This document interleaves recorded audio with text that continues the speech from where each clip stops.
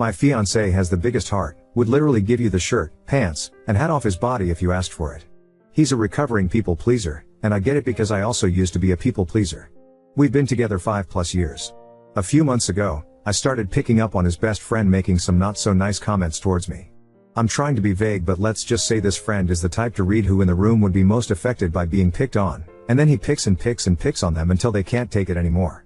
Nobody ever really holds him accountable for this, and unfortunately I have somehow become his favorite target. I tried to put up with these comments, but it started getting really elaborate. The friend would make up lies about me saying things I never said. He once called me in front of all our friends, my fiancé included, just to yell "You're a bad friend" into the phone and then hang up. There's so much to it that I can't share because I'm trying to be somewhat anonymous. It started having an effect on me and my mental health, and I ended up having a full breakdown where I told my fiancé how much this was all starting to hurt me. The first time I broke down over this, he said he would talk to his friend about teasing/messing with me less. He then told me his friend was sorry and that he'd be keeping an ear out for any other comments, and he'd jump to my defense if it happened again. A few weeks later I had a second breakdown over all this. The situation itself is hitting a very specific childhood trauma/trigger for me, and he admitted that his friend didn't actually apologize. He actually said he was sorry I was too sensitive to understand his humor. At that point I told my fiancé my friendship with this person is over and I want zero contact from here on out, even if it means I have to miss out on events and parties that I'd otherwise love to go to. He agreed with me that all of this is being done with the intention to get a rise out of me, and that even if we tried to get through to this friend he's so diabolical that we could never fully trust him to not treat me at least a little bit shitty. My fiancé kept asking if this meant he had to quit the project they're working on. I told him I would never tell him he had to because I know how much it means to him, but in all honesty, the fact that this person is treating me so poorly that I'm having physical stress reactions isn't enough for him to want to cut this person off does hurt a lot. The fact that it isn't a deal breaker for him is probably always going to sting a little. He's not confrontational at all and I always knew that, but it's not about confrontation. It's about standing in my corner. And I can't spend the rest of my life with someone who isn't in my corner. This friend is getting married to my best friend in a few months, and we're both supposed to be in the wedding, but I really have no clue how. I get a literal knot in my stomach anytime his name is even mentioned now. I have seen this friend one time since all of this came to a head, and he was so over the top nice to me that it came off as cocky. I had the second breakdown a few days afterwards because I realized I'm possibly going to spend the rest of my life on edge and on guard anytime this person is even somewhat in my vicinity, even if they aren't actively fucking with me. I don't know how to come to terms with the fact that my fiancé was willing to lie to me on his shitty friend's behalf, but he's not willing to stand in my corner against him. I think it'll always hurt. This guy was supposed to be the best man in our wedding, and as a result we haven't been talking much about wedding plans. I think if he's still planning on this friend being in our wedding I may have to call it off for my own sanity, and that sucks so bad. This is fucking eating me alive. I love my fiancé so much. I love his big heart and the way he loves with all of it. But he loves some truly wretched people and I don't know if he'll enforce any boundaries with those people before the lack of boundaries becomes too much for me to handle. I'm just hurt. And hurting. And I just want whatever outcome to play out so I can stop feeling so guilty and awful all the time. Update 1. I want you all to know my partner absolutely came through and protected me in this. We spent all this time since my last post up until last week communicating and trying to find a resolution, and walking through how it got this bad. He took a lot of accountability for that. This is not a case of me giving in. He understands fully that this has only got so bad because it's never been handled correctly, and he had a major hand in that. There were so many more layers to this than a Reddit post ever could have conveyed. The bottom line is we are closer than ever, and after a lot of talking, we decided on my partner sending a firm but not unkind message to his friend explaining the behaviors, explaining that they were hurting his partner, and that it needed to stop. He asked to write up the first draft and we could go over it together to try to perfect it. Reddit, please know the first draft my partner wrote was so spot on what I needed to read that it instantly shifted us into us versus the problem mode when we'd been stuck butting heads for weeks. He laid everything out so clearly and in ways that we hadn't discussed, so I know it came from him. We had to tone down a lot of the big emotions. We really truly gave the message its best shot to address the situation without being hostile. We knew the response would be bad no matter what, but I don't think anything could have fucking prepared us. This man went full scorched earth and blew up everything almost immediately. He insulted my partner. He told him these events didn't happen the way I claim they do. Did they meet up alone with a mediator? He even threatened to reach out to my partner's parents to fill them in, which is probably the moment we stopped taking his responses seriously. All of us are almost in our 30s. If once wasn't enough, he threatened it twice. We actually had to call them and warn them that he would be showing up at their place later this week and not to open the door. There's still a good chance he'll attempt it. We stayed respectful throughout all of this, which I feel good about. We didn't stoop to his level. We didn't insult anyone. We asked for basic human respect and somehow it blew up spectacularly.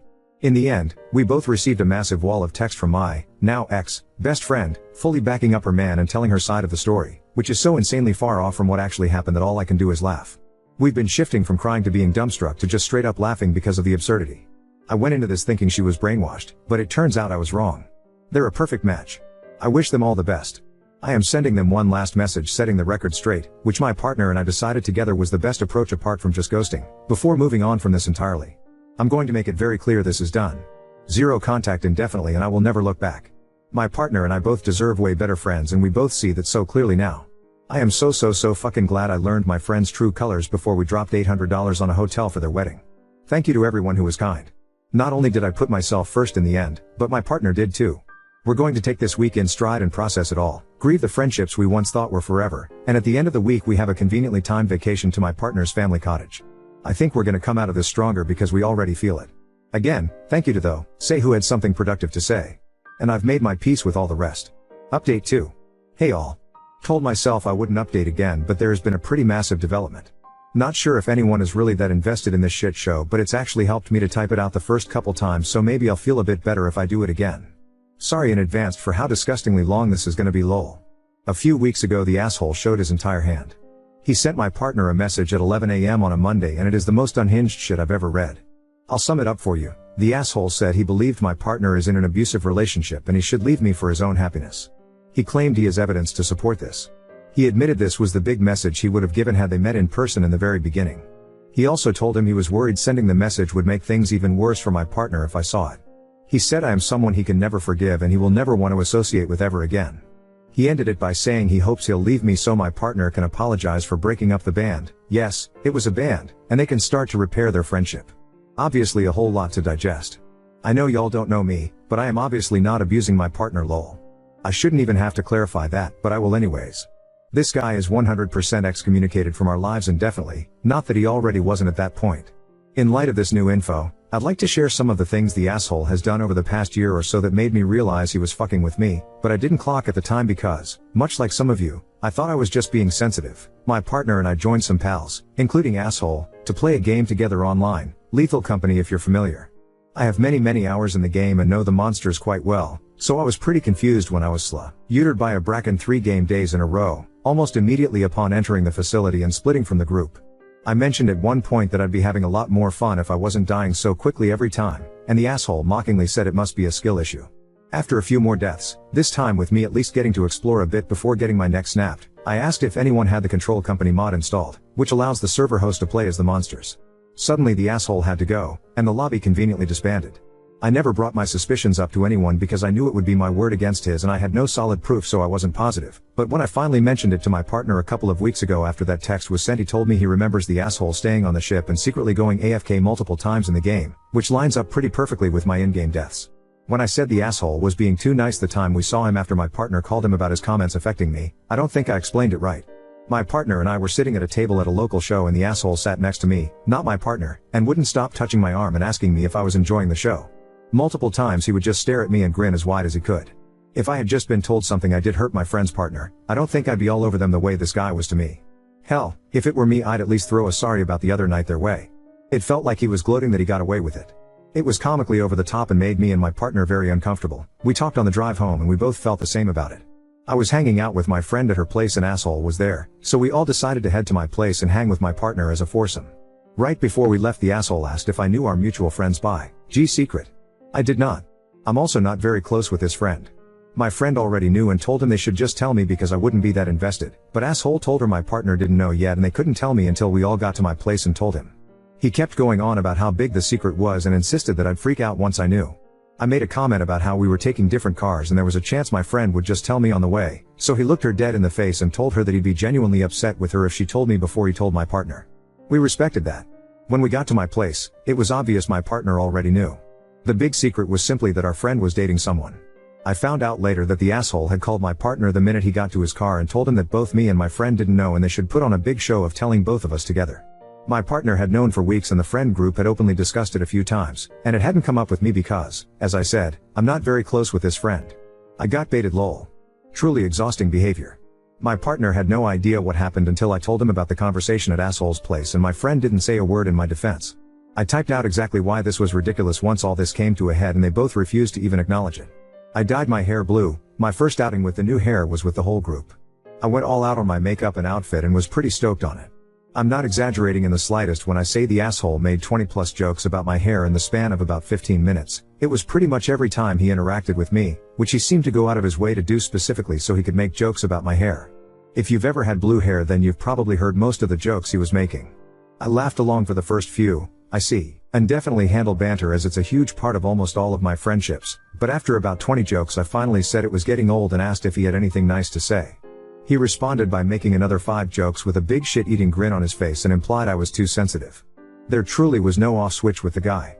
Anyways, just wanted you all to know I'm not crazy. The asshole has literally been trying to drive me mad for at least a year, and it almost worked.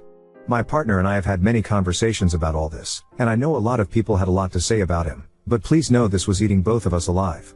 He wanted to make things work so badly, he wanted to at least try to salvage their 20+ year friendship. But he understands now that was never possible, and he knows neither of us deserve to be treated the way the asshole treated us. This was never just about me.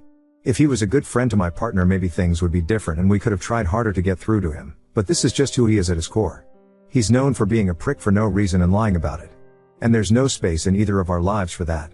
Anyways, I doubt the asshole can top that message, so this is the last update I'll give.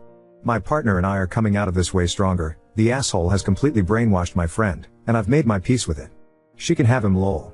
Godspeed to the both of them. Now on to second story.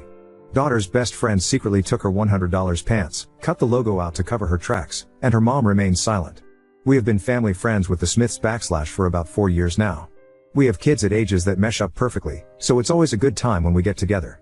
They're great people that we trust. They have a daughter we'll call Carol and we have one we'll call Laura, both 12 years old. Laura is a bit shy but the kind of girl who opens up and has a great time with a BST friend, which Carol is. Laura is also very organized and clean. She knows where all her stuff is and it's exceptionally rare that she misplaces anything. A few weeks ago, we had Carol over to swim with Laura in our pool. Before they went in the pool, Carol and Laura were in Laura's room. At some point, Carol started looking in Laura's dresser, apparently just browsing. Laura was a little weirded out by this but didn't think too much of it. Carol at one point says, "Wow, these are nice Lululemon pants." Laura had gotten them about a week prior as a special going back to school / birthday gift, and they cost about $100. She was very excited about them. So they talked about them briefly, then Carol put them back. The girls then went out and swam for a while, then came back inside and changed. Carol left her bag in Laura's room while they hung out for another hour or so. When it was time to go, Carol went and got her bag from Laura's room. The next day, Laura was absolutely freaking out before school because she couldn't find her pants. She looked in every drawer, looked in her sister's drawers, looked through her dirty clothes, the laundry room, everywhere. The pants were nowhere to be found. We certainly didn't want to assume the worst of Carol, but somewhat related, Laura did mention that Carol was wearing a different friend's Crocs which she said she had borrowed from said friend. So my wife and I decided my wife would call Carol's mom and do the old benefit of the doubt conversation, asking gently if maybe Carol had mixed up Laura's pants with her stuff. Carol's mom said she asked Carol about it but Carol said she didn't have the pants. So we went back to a theory of they were misplaced. But several weeks passed and we still didn't see them. Again, very unlike Laura for something like this to happen. Yesterday at school, Laura sees Carol wearing what suspiciously looks like her Lululemon pants. She notices the logo on them on the lower back, the pocketless day, ignat her pants had, the same color, etc. She's pretty sure they're hers, especially considering the implication in Carol's first reaction to them that she herself didn't have pants like that. She asked Carol about the pants, mentioning they looked a lot like hers. Carol seemed uncomfortable and it seemed like she was trying to hide the logo on them. At one point, Carol lagged behind the group of friends they were in and it seemed like she was trying to fold the top of the pants down so the logo was less visible. Laura had previously told another friend named Sarah about this incident, so Sarah was on close watch at this point too. Later in the day, Carol, Laura, and Sarah were in class together and Sarah observed that the logo had been cut out of the pants, which was definitely done since they had seen her hours earlier. Laura had a look and saw the same thing. My wife and I discussed it at length and decided that even if this creates an awkward wedge between our families, we will call again and mention what Laura witnessed. So my wife calls Carol's mom, who at the time was in the middle of a school-related event, so when my wife explained the situation, the response was, "Okay, I will check later tonight and get back to you." It seemed a little more casual than she expected. Today at school, Carol seemed the same as usual, like nothing had happened. No mention of the pants, no mention of her mother talking to her about it, nothing. Laura, being the non-confrontational person she is, didn't say anything about it either. We have not heard from Carol's mother either, and it has been over 24 hours. So now we're not totally sure what to do. Do we wait another day or two? Do we call a third time and up the rhetoric a bit? My wife hasn't used the word stolen yet, but that's only because we thought the hint, so to speak, was obvious enough that she would at least tell Carol, you need to give those back. Do we just let it go at this point and cut our losses? We had already set up a date to have their family over this Friday for dinner, so now we're kind of dreading that, because if we don't say something between now and then and they don't say anything to us, we're going to have that in the back of our minds the whole time and not be super thrilled about it. Not to mention, we can't trust Carol in our house because who knows what she has her eyes on next? What's the best thing to do here? My daughter's friend stole her expensive pants, wore them to school, and cut the logo out of them to try and hide the evidence. We've called the friend's mom about it but haven't heard back. Not sure what to do next. Update 1. As I mentioned in my original post, we planned to have the Smiths over this past Friday night for dinner. This was just coincidental. The date was set up like a month in advance and a week or so prior to the pants disappearing. It was on a Tuesday that my wife called Carol's, the thief, mom to tell her my daughter Laura saw Carol wearing her pants at school. Side note, I thought she cut the logo off the waist portion of the pants to hide the evidence. Apparently it was cut off the calf as well, so it was plainly obvious that there was a fucking hole in the pants that you could see her leg through. So there's no way Laura made a mistake in seeing what she saw. Carol's mom made no mention of this all the way until Friday, when the family was over for dinner and she and my wife were alone chatting. The conversation went something like this: Carol's mom, so the pants. I asked Carol about them again and she said she hasn't seen them. I went through her drawers and couldn't find them. I know when stuff gets lost at my house, it's usually in a sibling's drawer. My wife, I get that, we checked every drawer in the house at this point. They're nowhere to be found. Carol's mom, did you check under the couch? We find all kinds of things there at our house. Yes, she really implied that the pants were under the couch. My wife, somewhat bewildered, no, pretty sure they're not there. Carol's mom, so weird that they're just gone. It was a bit more lengthy of a conversation than that, but that was the gist of it. So at this point, my wife is just trying to process real-time what's going on, which is harder to do than you might think, especially when the whole family is over and having fun and you don't want to make a scene. So she basically just dropped it at that point. My wife and I talked about this for a long time that night. In the interest of brevity, here are the conclusions we came to. 1. Carol's mom is not taking this nearly as seriously as she should. Not just because we're out a $100 pair of pants, but because her daughter is clearly a thief and a liar and she doesn't want to acknowledge that. 2. Carol and her mom have insufficient respect for the property of others. 3. Carol is never invited to our house again. That means the Smiths can't come over altogether again because Carol would be included. 4. The Smiths might not be in our lives anymore. We are still trying to feel this one out since their son is in our son's class and we love him and have had no issues with him. But it will be hard to have him over without this incident stewing in our minds, so we still need to give that some time. 5.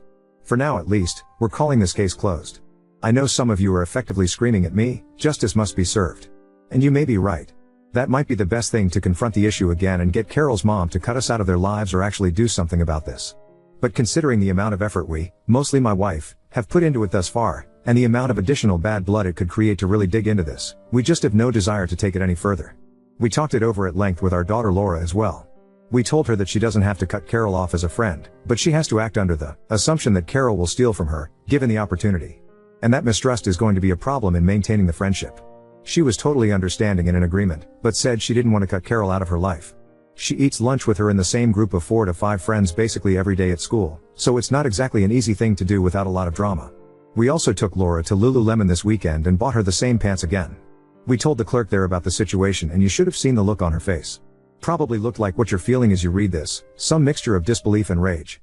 It just really sucks to learn this about a friend, that they're like this and don't share what should be obvious values. My wife has vented this situation to 2 other moms and both were just absolutely appalled.